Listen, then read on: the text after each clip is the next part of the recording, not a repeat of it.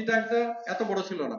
ফজল কাদের চৌধুরী এটা বন্ধ করে দিয়ে নোয়াখালীটা শুধু চিটাঙ্গা করলো, ওটা 600 কিলোমিটার চওড়া চিটাং কর্ণফুলী নদীতে করছি সমুদ্র বন্দর। আর এখানে 3 কিলোমিটার চওড়া আমরা একটা নদী বন্দর করছি।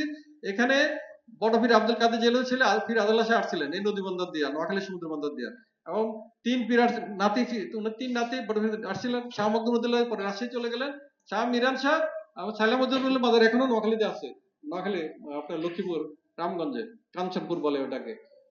এবং এই এখানে ইবনে বতুতা আসছিল আন্তর্জাতিক সমুদ্র বন্দরে। এবং নোয়াখালীতে বিশাল সোনার পাত মোড়ানো 7 গম্বুজ মসজিদ ছিল, বিশাল কোর্টবন ছিল, পার্ক ছিল। নদী ভাঙ্গার কারণে এগুলো পিছিয়ে গেছে।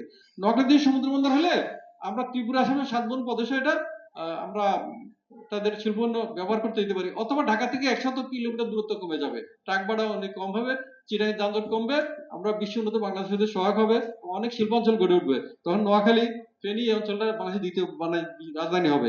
আমরা চাই নেতা না হলে তো বিভাগ করে না। হোসেন মোহাম্মদ এরশাদ সাহেবের স্ত্রীর বাড়ি ছিল ময়মনসিংহ, বিভাগ হয়েছে। আর ওই মিটিং এ আমিও ছিলাম। ফার্ম গেট খামারের বিভাগ যখন ডিমান্ড করলো ময়মনসিংহের লোকজন, তারপর এরশাদ সাহেবের বাড়ি রংপুর, ওটা বিভাগ হলো। যদিও দুঃখজনক হলো সত্য, প্রেসিডেন্ট জিয়ার বাড়ির বিভাগ হয়নি, বগুড়া বিভাগ হয়নি। নোয়াখালী সহ 11টা জেলায় বিজ্ঞান ভর্তি বিশ্ববিদ্যালয় একসাথে গেজেট হচ্ছে আমার 99 সালে সংশোধনের পর।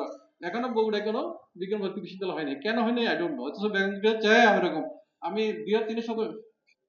17 সেপ্টেম্বর সংশোধন করলাম, বেগম জিয়াকে ফ্যাক্স দিলাম নেপাল বাংলাদেশ পানি বিদ্যুৎ প্রতিষ্ঠার জন্য, নোয়াখালী সহ বাকি 8টা প্রযুক্তি বিদ্যুৎ স্থাপন করার জন্য।